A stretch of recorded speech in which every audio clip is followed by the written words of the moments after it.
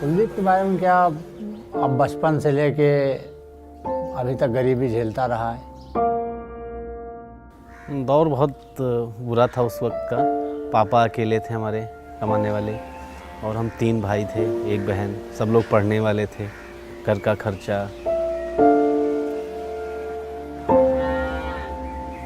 पापा की सैलरी बहुत कम थी और हम सुनते रहते थे कि हाँ अच्छा प्रॉब्लम है घर पे, तो पापा उधार लेके अपने दोस्तों से भैया को भेजते थे, क्योंकि उतनी सैलरी में भैया भी उसमें पढ़ रहे थे तीनों, मैं भी पढ़ रही थी, और पापा खेती वेती भी उतना नहीं कर पाते थे।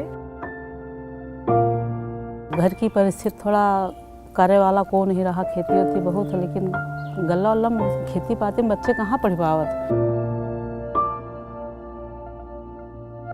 पापा सिक्योरिटी गार्ड थे। मुझे पहले पापा का प्रोफेशन पता ही नहीं था कि पापा करते क्या है। जब मतलब मुझे तो पता था कि बस पापा जॉब पे जाते हैं मॉर्निंग में, शाम को आ जाते हैं।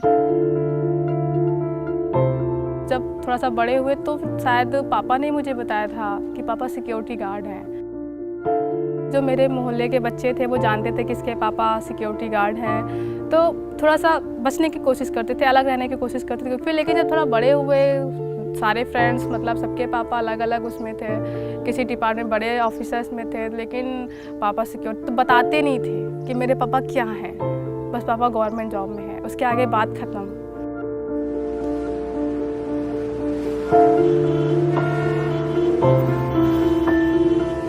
मामा लोग हमारे थे, उनके बच्चे काफ़ी अच्छे कपड़े पहनते थे, अच्छे स्कूलों में जाते थे। अब मैं और भैया सरस्वती शिशु मंदिर में हम कुलदीप भैया के साथ ही जाते थे पढ़ने।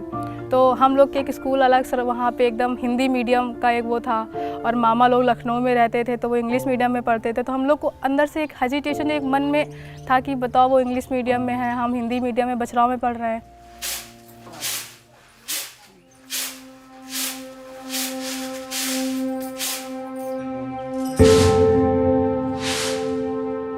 तीन साल 4 साल इलाहाबाद में रहे, तब तो खर्चा कम था, और जब दिल्ली गए तो फिर सब लोग एडजस्ट करें, संदीप है, प्रदीप। उस समय पापा की इनकम मुश्किल से 5 से 6 हज़ार रुपये थी, कि जिसमें से कुलदीप को हम लोग 1,500-2 हज़ार रुपये मंथली दिया करते थे, वो भी टुकड़ों में 500, 1000, 200। कोई इनका जा रहा है, रूममेट जा रहा है, कोई दोस्त जा रहा है तो उसके हाथ भिजवा दिया जाता था। इस तरह से इनको खर्चा दिया जाता था। उसका था कि पैसा उतना ज़्यादा खर्च नहीं करता था, बहुत बचा के चलता था। जैसे बुक्स हैं, नोट्स हैं, किसी से ले लेना, पढ़ लेना। रूममेट को रूम पार्टनर बना लेते कि कम किराया भी जाता था रूम का। घर से सारी चीज़, इवन गैस तक घर से कभी कभी भरा के दे दिया जाता था कि काम चल जाएगा तुम्हारा। राशन पानी सब यहीं से जाता था, तो इसमें चल जाता था इनका।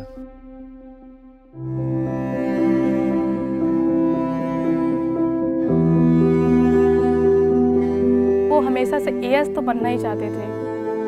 मुझे याद है वो 6 या 8th में थे, तो वो प्रधानमंत्री थे अपने क्लास के। जो कक्षा में होता नहीं हेड, वो सरस्वती में पढ़ते थे, वहाँ पे प्रधानमंत्री बनते थे।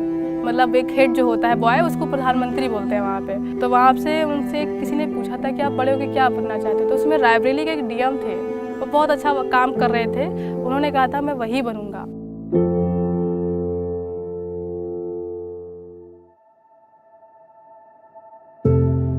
जब उनका पहला अटेम्प्ट उन्होंने दिया था पीटी का, उनका पीटी नहीं हुआ था। और पीटी इसलिए नहीं हुआ था क्योंकि उनकी कुछ गलतियां थी, उनकी कुछ क्वेश्चन उन्होंने गलत कर दिए थे, अपनी गलती से गलत कर दिए थे। तो वो बहुत रोए थे। 1 महीना तो वो मतलब किसी से बात करना नहीं, फ़ोन पे घर पे 3 दिन में एक बार बात करते थे। मम्मी काफ़ी परेशान थी, घर पे बोलते थे मम्मी अब नहीं हो सकता मुझसे। तो लेकिन मेरे पापा और बड़े भैया, पापा तो काफ़ी ज़्यादा फ़ोन पे, पागल हो क्या कुलदीप, सब कर सकते हो। अरे ठीक है, एक बार नहीं हुआ, कितनी बार होता है। पापा को पता नहीं था कितनी अटेम्प्ट होते हैं, तो कहा पापा अभी इतने अटेम्प्ट, अरे दूसरी बार तो एक बार और आराम तैयारी कर लो। ठीक है पापा। वो सुनते तो थे बाद में, लेकिन अकेले बैठ के वो बहुत परेशान रहते थे। वो उनका बुरा वो था कि अब नहीं देंगे हम। लेकिन फिर भैया के जो दोस्त थे, सीनियर्स थे, उन्होंने समझाया, पापा ने मेरे बहुत समझाया, बड़े भैया ने। फिर भैया 1 महीने बाद थोड़ा अपने आप को संभाला उन्होंने, फिर पढ़ना स्टार्ट किया। स्टार्ट से कि मैंने गलतियां कहाँ पे की, वहाँ से स्टार्ट किया। फिर सेकेंड अटेम्प्ट में मेंस नहीं हुआ उनका, फिर उसमें परेशान हो गए कि अब तो मेंस नहीं हुआ।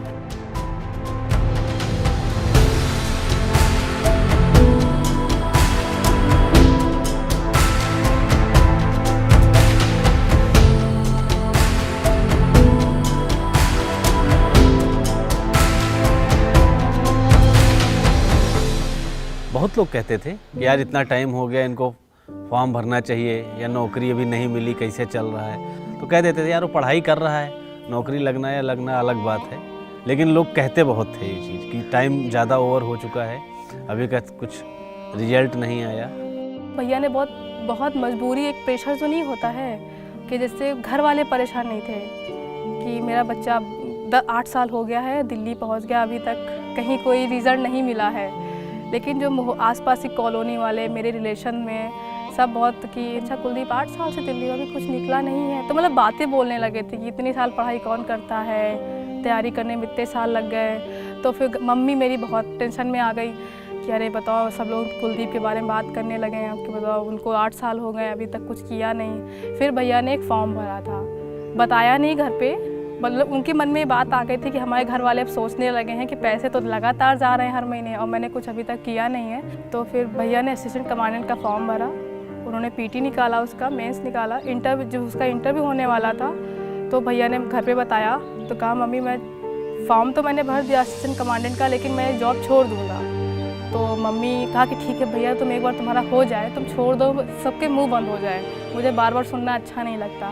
भैया ने इंटरव्यू दिया, उसमें हो गया। भैया ने कहा मम्मी मैं जॉब तो इतनी मेरी वो नहीं है कि मैं अपनी वो वाला ड्रीम छोड़ के, सपना छोड़ के मैं इसमें जाऊँ, तो मैं करूँगा नहीं। वो प्रॉमिस लेके भैया ने कहा कि मैं इंटरव्यू देने जाऊँगा।